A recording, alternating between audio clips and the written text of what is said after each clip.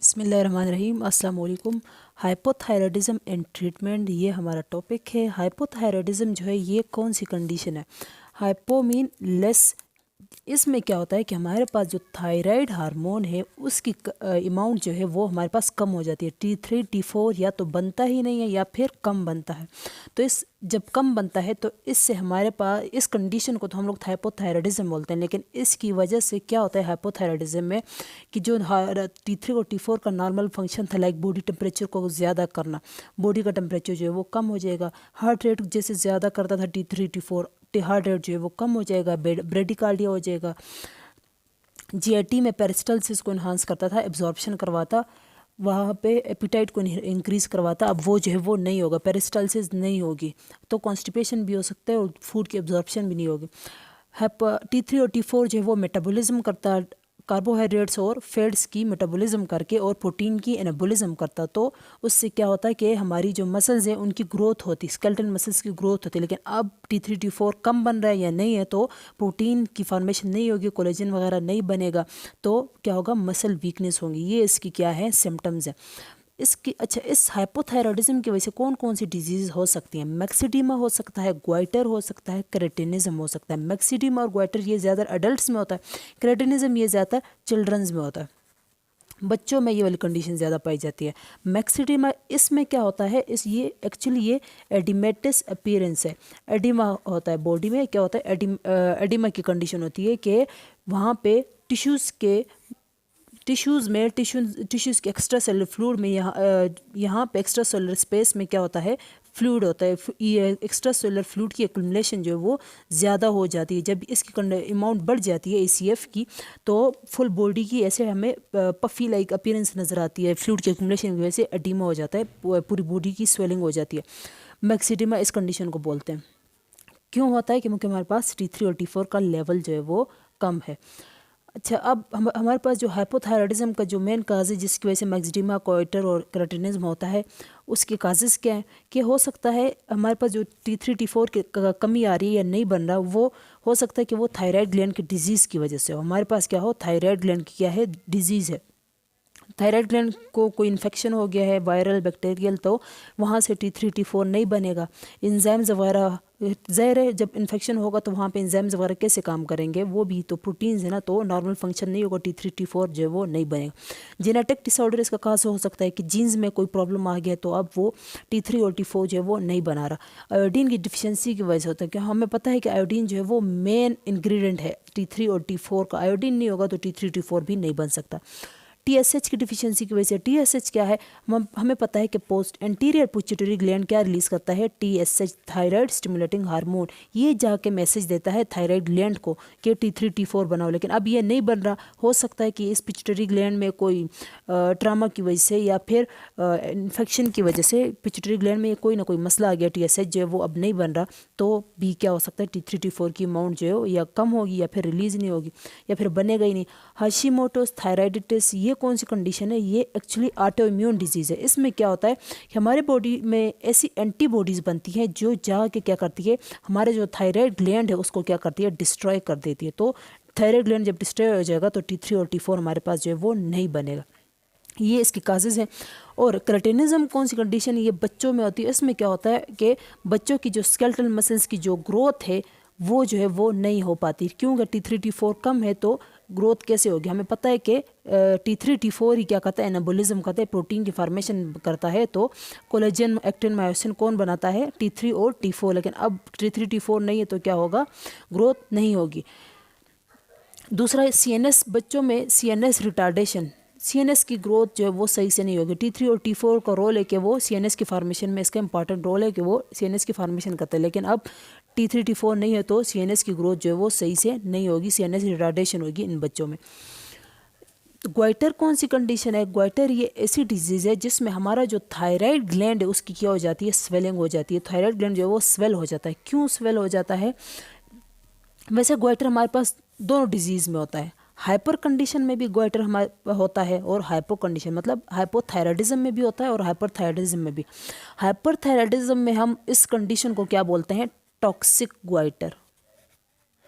Toxic گوائٹر اس کو بولتے ہیں جب ہائپر تھائرائڈزم میں یہ کیا ہو جائے، تھائرائڈ گلینڈ کی سویلنگ ہو جائے. کس وجہ سے تھائرائڈ گلینڈ کی سویلنگ ہوتی ہے؟ ہائپر تھائرائڈزم میں ٹیومر کی وجہ سے. جب تھائرائڈ گلینڈ کے جو سیلز ہیں وہ ایکسٹرا گروتھ کریں گے تو کیا ہوگا، سویل ہو جائے گا نا. ٹیومر جب بنتا ہے تو چیز سویل ہوتی ہے، تو وہاں پہ بھی ہمارے پاس گوائٹر ہو سکتا ہے. دوسرا جو ہے وہ ہائپو تھائرائڈزم میں کیا ہوتا ہے، ادھر یہاں پہ جو ہمارے پاس جو گوائٹر ہوتا ہے، اس کنڈیشن کو ہم لوگ نان ٹاکسک گوائٹر بولتے ہیں. ہائپو تھائرائڈزم میں گوائٹر کو ہم لوگ نان ٹاکسک گوائٹر بولتے ہیں. اس میں ہمارے پاس 2 ٹائپس ہیں نان ٹاکسک گوائٹر میں. نان ٹاکسک گوائٹر میں ہمارے پاس 2 ٹائپس ہیں. ایک ہے انڈیمک کولائڈل گوائٹر، انڈیمک کولائڈل گوائٹر. دوسرا جو ہے وہ آئیڈیوپیتھک non toxic گوائٹر. آئیڈیوپیتھک non toxic گوائٹر. انڈیمک colloidal گوائٹر جو اس کا کاز کیا ہے، اس کا کاز جو ہے ہمارے پاس آیوڈین کی ڈیفیشنسی ہے. کیا ہے کہ ہمارے پاس آیوڈین کی ڈیفیشنسی ہے یہ، اور اس کا جو کاز ہے وہ آیوڈین کی ڈیفیشنسی نہیں ہے. ہو سکتا ہے کہ ہمارے پاس یہ یہاں پہ گلینڈ میں انفلیمیشن ہو گیا ہو، یا پھر ہمارے پاس انزائمز وغیرہ کی ڈیفیشنسی ہو گئی ہے. کون سے انزائمز؟ پر آکسیڈیز انزائم جو ہے ہمارے پاس، اور آیوڈینیز ہے.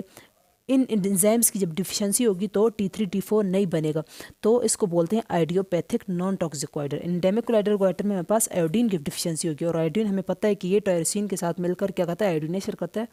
ٹائروسین کا آیوڈینیشن کرتا ہے، تو اس کا مین رول ہے آیوڈین کا T3 اور T4 کے فارمیشن میں. اس کے علاوہ ہمیں پتہ ہے کہ ہائپو تھائرائڈزم میں ہمارے پاس کیا نہیں بنتا، HB نہیں بنتا. ہیموگلوبن وہ RBCs کی فارمیشن میں T3 اور T4 کا رول ہے نا، ایریتھروپوائٹن کی فارمیشن میں. لیکن اب اگر ہائپو تھائرائڈزم میں ہے تو وہ نہیں ہوگا. ہمارے پاس بلڈ کی انیمیا بھی کاز ہو سکتا ہے ہائپو تھائرائڈزم کی وجہ سے.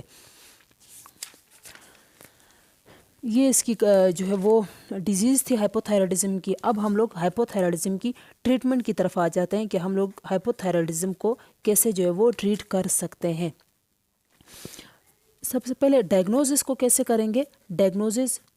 ڈائگنوز ہم اس طرح کریں کہ ہمیں جو ہے وہ ہائپو تھائرائڈزم میں ہمیں TSH کا لیول جو ہے وہ زیادہ نظر آئے گا. بلڈ میں TSH کا لیول جو ہے وہ زیادہ ہوگا. جب TSH کا لیول زیادہ ہوگا، ظاہر ہے TSH کا لیول تب بھی زیادہ ہوتا ہے نا جب T3 اور T4 کا لیول جو ہے وہ کم ہوتا ہے. T3 T4 کم ہوتا ہے تو فیڈ بیک میکانزم سے TSH کا لیول جو ہے وہ زیادہ ہوتا ہے، تو ہمیں پتہ لگ جاتا ہے کہ باڈی میں کون سی کنڈیشن ہے، ہائپو تھائرائڈزم. یہ اس کی ڈائگنوزز ہے. اب ہم اس کی ٹریٹمنٹ کی طرف آتے ہیں کہ اس کو ہم ٹریٹ کیسے کرتے ہیں ہائپو تھائرائڈزم کو. تو ٹریٹمنٹ کا ایک ہی طریقہ ہے کہ ہم لوگ کیا دیتے ہیں، ایگزوجینس تھائروکسین دیتے ہیں. تھائرائڈ ہارمونز جو ہم لوگ اس کو باہر سے دیتے ہیں. تو ہمارے پاس ایک ہے لیوو تھائروکسین ہے ہمارے پاس. دوسری جو ہے وہ لیو تھائرونین ہے، اور تھرڈ جو ہمارے پاس ہے وہ ہے لیوٹریکس. لیوو تھائروکسین کیا ہے؟ یہ T4 ہے. لیو تھائرونین کیا ہے؟ یہ T3 ہے. اور لیوٹریکس کیا ہے؟ یہ T3 اور T4 کا کمبینیشن. تو ہم لوگ ایگزوجینیسلی T4 T3 لیں گے. اس طرح جب بھی ہمیں T4 اور T3 اماؤنٹ باڈی میں کم ہوگی تو ہم لوگ کیا کریں گے، اس کو باہر سے ایگزوجینیسلی ہم لوگ اس کو لیں گے. یہی اس کی ٹریٹمنٹ ہے. لیوو تھائروکسین. اب ہم اس کی طرف آتا ہے کہ فارمیکوکائنیٹک پراپرٹیز کی طرف. لیوو تھائروکسین کی جو اس کی بیٹر ٹولریشن ہے دین T3. T4 جو ہے وہ بیٹر ہے دین T3. کیوں کہ اس کی کیا ہے، T4 جو ہے وہ اس کی ہاف لائف جو ہے کیا ہے، زیادہ ہے. T4 کی ہاف لائف زیادہ ہے ایز کمپیئر ٹو T3. تو ہم لوگ زیادہ تر جو ہے وہ T4 ہی یوز کرتے ہیں. اس کو ونس ڈیلی یوز کرتے ہیں، ونس ڈیلی ڈوز ہم لوگ دیں گے کیونکہ اس کی ہاف لائف زیادہ ہے، اور T3 سے بھی زیادہ بیٹر ٹولریشن ہے T4 کی.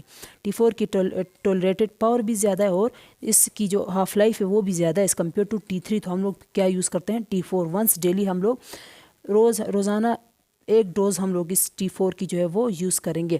اور اس کا جو اسٹڈی اسٹیٹ جو ہے وہ T4 کا اچیو ہوگا ہمیں 6 to 8 ویکس میں. ہمارے پاس وہ ڈرگز جو سائٹوکروم P450 کو انڈیوس کرتے ہیں، اس میں ہمارے پاس کون سی ڈرگز ہیں؟ لائک ہمارے پاس جو فینیٹوائن ہے، फेनिटोइन है, फिनोबार्बिटोल है, फिनोबार्बिटल और राइफेम्पिन, ये क्या करती हैं, ये इस साइटोक्रोम P450 को इंड्यूस करती हैं। तो हमें पता है ये साइटोक्रोम P450 क्या करता है, ये मेटाबोलाइज करता है किसको, T3 और T4 को। तो ये जब इसको इंड्यूस करती है, अगर हम लोगों ने इस ट्रीटमेंट के साथ T3 T4 के साथ ये ड्रग्स भी ले रहे हैं तो क्या होगा, ये साइटोक्रोम P450 को इंड्यूस करेंगी, तो T3 T4 की मेटाबॉलिज्म जो है वो ज़्यादा हो जाएगी। तो इस तरह T3 और T4 का जो प्लाज्मा लेवल है वो क्या हो जाएगा, कम हो जाएगा, और इसकी जो इफेक्टिवनेस है वो भी क्या हो जाएगी, डिक्रीज़ हो जाएगी। तो इन ड्रग्स के साथ इसका क्या है, ड्रग इंटरेक्शंस यहाँ पे क्या है कि ये साइटोक्रोम P450 को ये ड्रग्स जो है वो इंड्यूस करती हैं, तो T3 T4 का जो मेटाबॉलिज्म जो है वो क्या हो जाएगी, ज़्यादा हो जाएगा, और इसका इफेक्ट जो है वो हमारे पास जो है वो कम मिलेगा हमें। तो फिर हम लोग क्या करते होते हैं, हम लोग डोज को T3 और T4 की डोज को ज़्यादा कर लेंगे।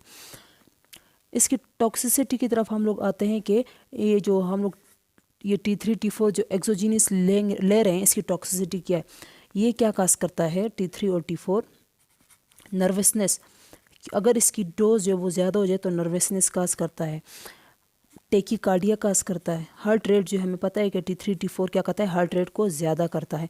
तो हार्ट रेट की वजह से देन फिर ये भी हो सकता है कि पाल्पिटेशन हो जाती है, हीट इंटॉलरेंस, बॉडी का जो वेट है वो लॉस हो जाता है, और बॉडी का टेम्परेचर भी जो है वो ज़्यादा हो जाता है, बॉडी का टेम्परेचर भी ज़्यादा, जो T3 T4 का नॉर्मल फंक्शन है वो इसको क्या करेगा, इन्हांस करेगा।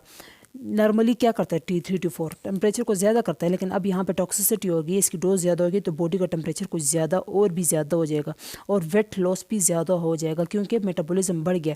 प्रोटीन की भी क्या हो रही है, कैटाबॉलिज्म हो रही है, फैट्स और कार्बोहाइड्रेट्स की भी कैटाबॉलिज्म हो रही है, उनकी ब्रेकडाउन हो रही है, तो बॉडी में प्रोटीन की फॉर्मेशन जो है वो कम हो रही है, तो क्या होगा, वेट लॉस होगा, कार्बोहाइड्रेट्स और फैट जो है मेटाबोलाइज हो रहे हैं, तो वेट लॉस भी होगा, साथ में मसल वीकनेस भी होगी प्रोटीन की कैटाबॉलिज्म की वजह से। तो ये इसके क्या है, जो हमारी ट्रीटमेंट है, जो लिवोथायरोक्सिन लिवोथायरोनिन है, इनके टॉक्सिस